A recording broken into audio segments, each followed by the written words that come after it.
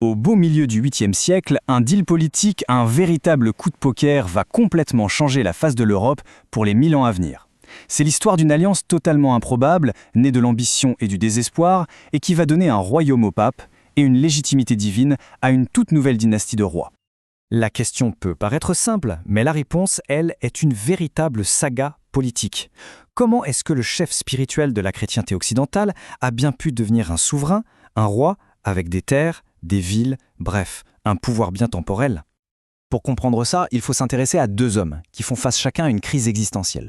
D'un côté, on a un homme qui a absolument tout le pouvoir, mais aucun droit de régner, et de l'autre, un homme qui a toute l'autorité spirituelle du monde, mais qui est sur le point de tout perdre. Alors, pour y voir plus clair, voici comment on va décortiquer cette histoire. On va commencer par les deux protagonistes et leurs problèmes respectifs, puis on analysera le pacte incroyable qu'ils ont scellé, ses conséquences directes et enfin son héritage qui a façonné l'Europe pendant des siècles.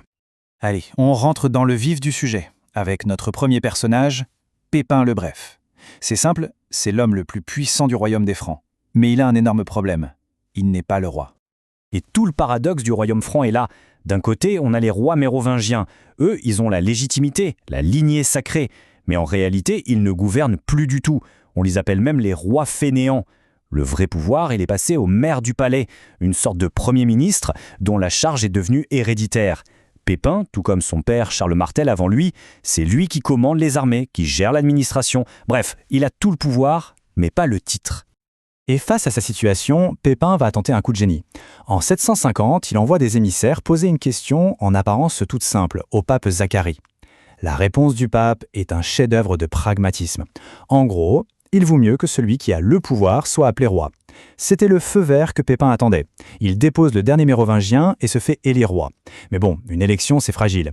Lui, ce qu'il veut, c'est fonder une dynastie. Et pour ça, il lui faut une légitimité bien plus forte. Une légitimité que personne ne pourra jamais contester. Ok, laissons Pépin un instant. Parce qu'au même moment, à des centaines de kilomètres de là, à Rome, le pape Étienne II fait face à une menace mortelle. Son protecteur habituel, l'empereur byzantin, qui est à Constantinople, est bien trop loin et de toute façon trop faible pour l'aider. La situation devient critique, et très vite. Les Lombards, un peuple germanique qui contrôle le nord de l'Italie, viennent de prendre Ravenne, et maintenant ils lorgnent sur Rome. Le pape est complètement acculé. Il prend alors une décision absolument inédite dans l'histoire. Il quitte Rome, il traverse les Alpes en plein hiver pour aller supplier le nouveau roi des Francs de venir le sauver. Et c'est là que tout bascule. C'est le moment où ces deux crises, ces deux désespoirs vont se rencontrer. La rencontre entre le roi sans légitimité et le pape sans armée va donner naissance à une alliance qui va redéfinir complètement les rapports de force en Europe. La rencontre de janvier 754 à Pontion est chargée de symboles. Imaginez la scène. Pépin accueille le pape avec un geste d'humilité incroyable pour un chef de guerre. Il descend de son cheval et marche à côté de celui du pape en tenant la bride. L'image est forte. Le guerrier le plus puissant d'Occident se met symboliquement au service du chef de l'Église. Le deal est conclu. C'est un donnant-donnant, très clair. Le pape va offrir à Pépin ce qui lui manque le plus, une légitimité sacrée, divine. Et en échange, Pépin va donner au pape ce dont il a désespérément besoin, une protection militaire. Et cette protection a un prix, la création d'un véritable royaume pour le pape en Italie. Cette alliance va complètement transformer la nature de la royauté en Occident. Parce qu'il faut bien comprendre, Pépin ne veut pas juste être roi, lui, il veut que sa famille le reste pour toujours.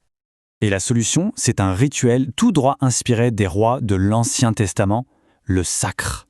En noignant le front du roi avec une huile sainte, on fait de lui l'élu de Dieu. Son pouvoir ne vient plus des hommes, mais directement de Dieu.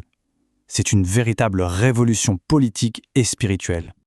En juillet 754, dans la basilique de Saint-Denis, le pape Étienne II en personne a compris ce rituel. Et attention, il ne sacre pas seulement Pépin, il sacre aussi ses deux jeunes fils, Charles, qui deviendra Charlemagne, et Carloman. Le message est limpide. Ce n'est pas juste un homme qu'on sanctifie, c'est toute une lignée, toute une dynastie.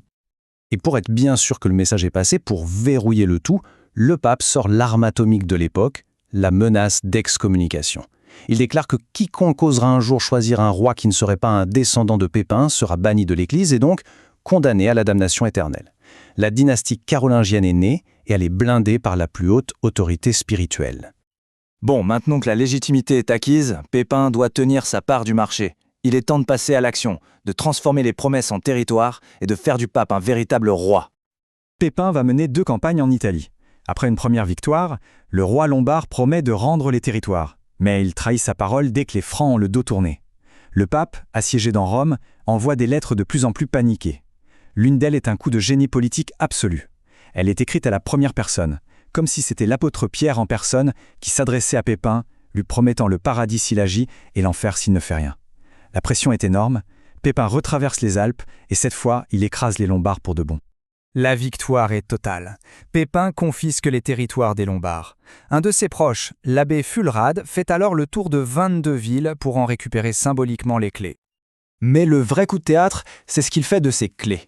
Au lieu de les rendre à l'empereur byzantin, qui en était le propriétaire légitime, il les dépose sur le tombeau de Saint-Pierre à Rome. Cet acte, qu'on appelle la donation de Pépin, marque la naissance officielle des États pontificiaux. Ça y est, le pape est devenu un roi. Ce pacte, conclu dans l'urgence au milieu du 8e siècle, a eu des conséquences absolument gigantesques. Des conséquences qui ont littéralement changé le cours de l'histoire en Europe. Pour la papauté, c'est la naissance d'un pouvoir politique qui va durer plus de 1100 ans. Pour les Francs, c'est la consécration de la dynastie carolingienne et surtout l'établissement du concept de monarchie de droit divin, qui va dominer la pensée politique pendant tout le Moyen-Âge. Et pour l'Europe, c'est un véritable basculement. L'Occident se détache pour de bon de l'orbite de Constantinople et un nouvel axe de pouvoir entre Rome et le royaume des Francs se met en place. C'est sur cette base que l'empire de Charlemagne pourra voir le jour. Et d'ailleurs, 20 ans plus tard, le fils de Pépin, Charlemagne, finira le travail en conquérant tout le royaume lombard et en confirmant, noir sur blanc, la donation de son père. La nouvelle carte de l'Europe était dessinée, et pour longtemps. On peut alors se poser une dernière question. En faisant du pape un roi et en liant si étroitement le trône et l'autel, est-ce que ce pacte n'a pas finalement semé les graines d'un conflit presque inévitable ? Une tension permanente entre le pouvoir spirituel et le pouvoir temporel qui va marquer au fer rouge toute l'histoire de l'Europe pour les 1000 ans à venir.